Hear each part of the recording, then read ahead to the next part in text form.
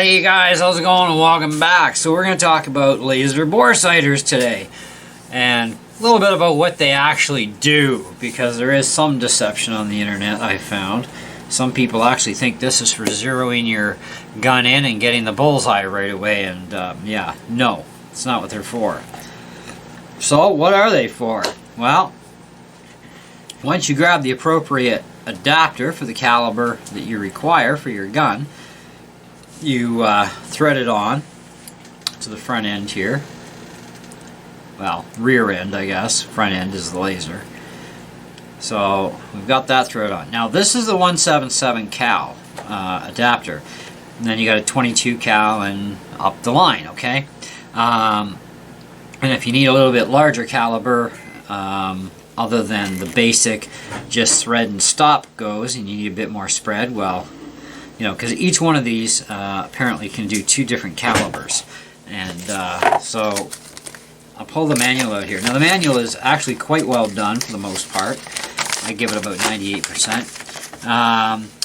It supports with the 4 adapters, because they don't talk about the 5th one being your 177.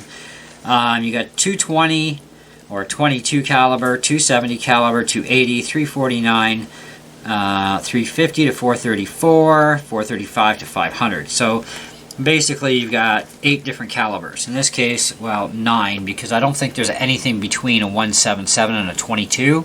There could be, actually. I think it would be like 20 cal. Yeah, so yeah, 20 cal. You might be able to, you know, get this 20 cal. You'd need to use the shorter screw though in order to get this to thread in further to spread it for a 20 cal.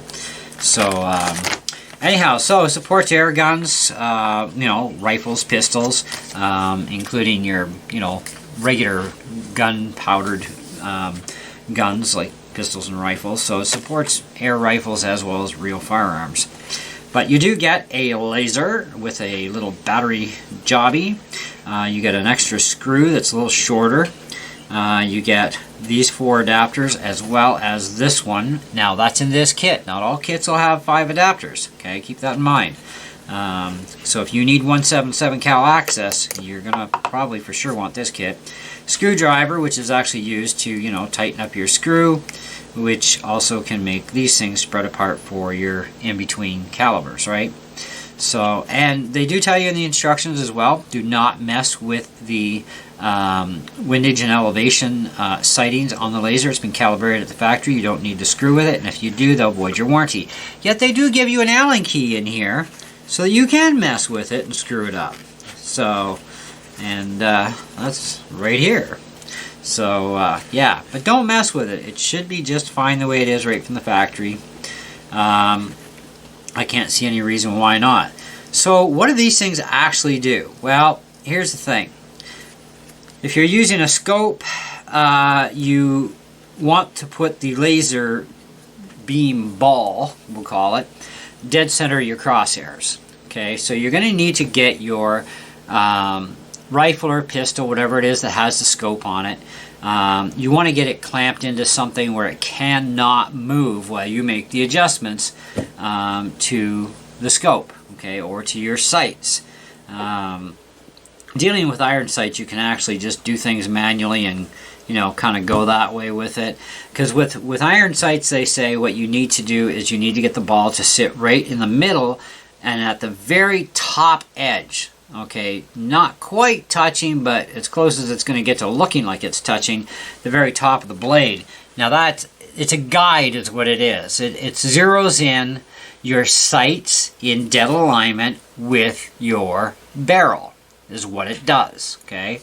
So it does not mean that you take this thing back out and go poof and you hit the bullseye all day long, bullet after bullet into the same hole. It's not going to happen. In fact, the chances of you even getting a bullseye are about 1 in a trillion after zeroing everything in. So it's just a guide is what it is. And it's the idea is to save you time and save you a lot of money on wasted ammo, because a lot of guys, they try and sight their guns in and the ammo just gets wasted, you know. And by not if you don't have anything to keep that gun steady in place when you're using one of these things, well, it's just going to defeat itself. So I say find a way to lock it into some sort of a wood vise with some padding so it cannot move your gun on you while you dial in your scope, whether it be a red dot or a regular scope, or even your iron sights. Okay, and my thinking is you don't actually have to have a target at the other end to point this at. It could be a wall. Okay, it doesn't matter, because when you're looking through a scope, you're looking to dial in that red light dead center with the crosshair. Okay, with the open sights, you're just above the front blade. With a red dot, 1 dot, 2 dots. Now you're gonna have 2 red dots you're looking at, right? One of which is going to be this one. Okay, and then of course your main red dot in your red dot scope, and you need to take the 2 dots together and make them one. And the one that you adjust is not this one. The one you adjust is the one on the scope. And you get them centered, and then that centers everything in a straight line. Now, what ammunition you use, of course, is going to depend on how much you have to finish your tweaks off with, because you will be doing tweaking whether you like it or not. You're going to be doing tweaking on your scope. Now, they also suggest to sight in your gun between 50 to 100 yards. All right, so between 150 feet to 300 feet. All right, you can do lower. They say in the manual you can do lower, and I've actually checked things on the lower side. And you can definitely do it right down to 15 feet if you really wanted to, but who wants to shoot from 15 feet away? That's kind of like stupid. That's like from where I'm sitting to my kitchen sink. It's like, boom, you don't use a scope with that. So I generally set up around 15 yards. I shoot non-PAL class air guns, okay, pistols and rifles, and it's just my choice. And I want to get them sighted in as dead on as I can. Now, I am really good at sighting in without the aid of one of these things, but I do find that I go through a boatload of ammo. And when you're trying to work with very expensive pellets like the Predator pellets by JSB, yeah, you could blow away a $17 can before getting things totally zeroed in properly at the range that you're setting it up at. Now you go and you move from 15 yards to 20 yards, now you're going to have pellet drop or bullet drop. So you're going to have to tweak your scope. And you will find this even on regular firearms. When you go further than the range at which you set them up at to be dead on, you are going to be making tweaks. Generally just to elevation though. You should never have to ever touch your windage. But you will definitely be touching elevation for sure. But yes, they work. This I saw in a couple of YouTube videos, and nobody really said anything bad about it. But I got a couple things that I want to say about it that are on the negative side. One of which is the battery compartment doesn't like to stay down by itself. Okay, they should have put some sort of a cover on this or a way for it to lock down when it's inserted, but they didn't. So this can tend to come up at you on the positive end, okay, which the positive side is facing this end and negative faces the actual laser. That's my one gripe. So I had to use a zip tie, which is fine. They made the spring actually way too long. They could have made it a little bit shorter, which would have kept the spring on a proper track better, which would have kept this actually down in place better, but they didn't. Okay, it's fine. There's always a workaround for something. And I've seen high-end models of this that are very expensive that have the same exact system as this model, which is cheap. For 15 bucks is cheap. And just the same problem you're going to get into. The only other gripe I have about the kit is the fact that they do not show you in a diagram the orientation of the batteries into the battery holder. Now, there is some common sense to be found here, though, and I don't want to offend anybody, but some people actually don't understand. No fault of their own, but they just don't understand positive and negative, okay? Wherever the positive is marked on your battery, that part goes towards the end of this that has the little tit on it. and then of course the back end of the battery, or bottom end, which is your negative, goes towards the laser end. And then you just pop it in and you feed the thing negative side first, otherwise your batteries fall out, and then push down on the positive. So they do get into a little bit of detail here. Now, the batteries that you use in this thing are called LR44s, also known as AG13s, and it takes 3 of them. Now, some of these lasers on the market, they will come with batteries, some will not. This one did not. So I went to the dollar store, and for $1.25, I picked up a pack of 5 LR44s, because I also use them on other things too. So I actually picked up about 3 or 4 packs. I knew I had some at home, I still haven't found them yet.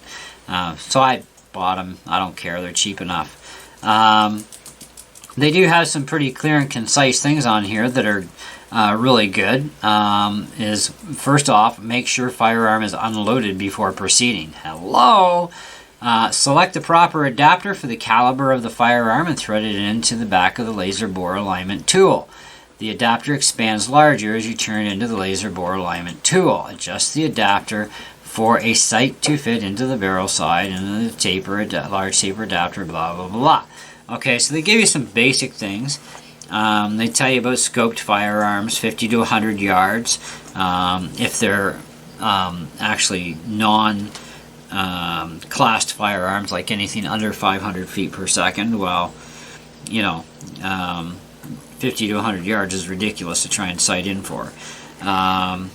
Shorter distances, such as 25 to 50 feet, you'll need to compensate for by measuring the approximate distance between the center of your barrel and the center of your scope. Using the target on the last page of the instruction, place the laser dot on the center of the target and adjust the crosshairs to match the distance above the center of the target. Now, I think that they're kind of a little out to lunch on that one, only because I've checked this thing against my Sig Sauer MCX rifle, and I checked the rifle before I even shot it. Okay, I wanted to see where the laser was sitting to the blade. Now, on iron sights, they tell you that you need that red dot to be just sitting on top of the blade, like as if it was there physically on top, and dead centered. So that means adjusting, you know, elevation and windage.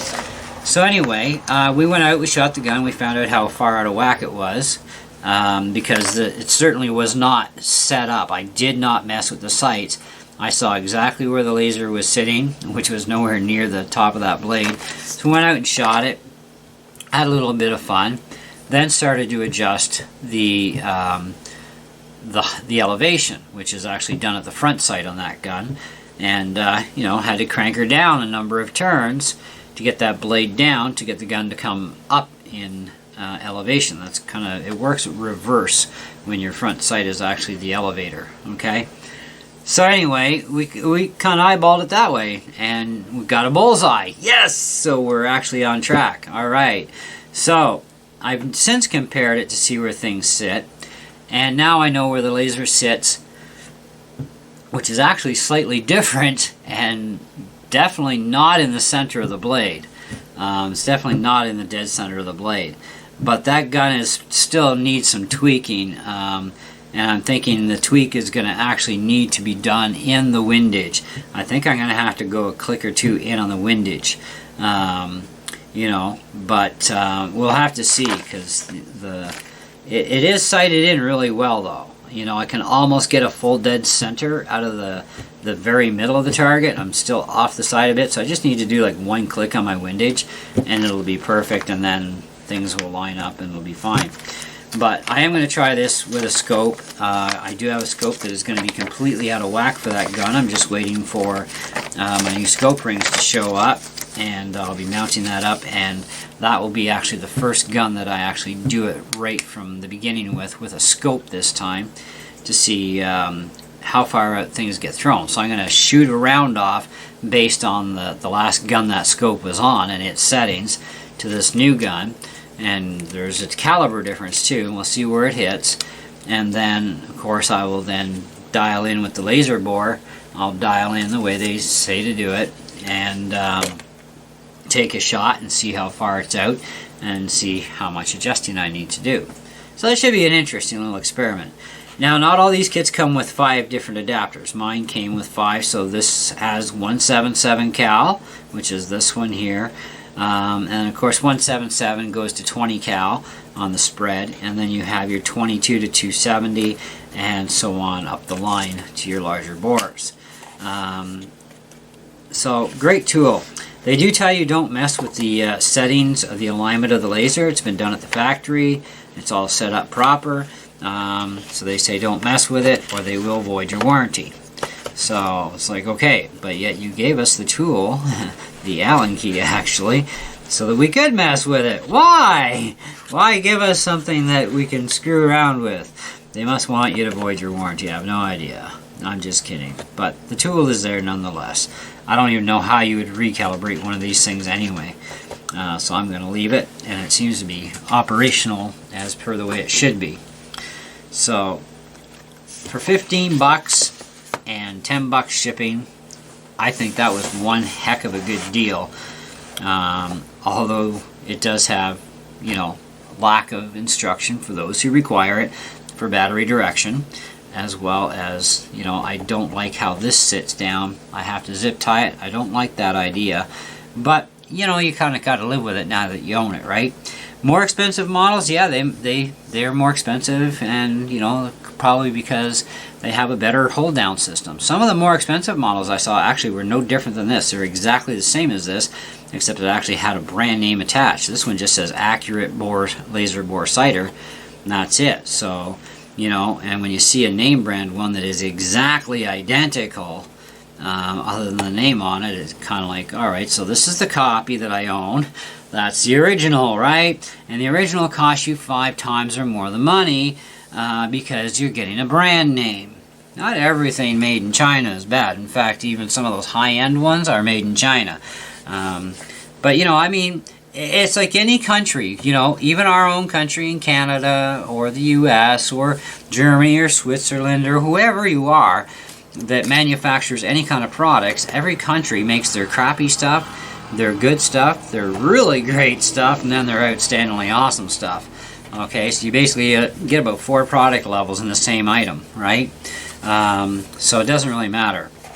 I like dealing with anybody. If the price is what I'm willing to pay and it seems to be good and enough reviews check out written and video wise, I'll give it a go. If I can't find anything on it, I still may take a risk myself, and then this way at least somebody stepped up to the plate, and me in this case, because I have done that before, and then we find out if it's a good product or not, right? And I think this is a really excellent product, and I like the on and off switch too. It's not chintzy by any means. It's actually kind of a really nice build on the switch. It's very nice feeling quality.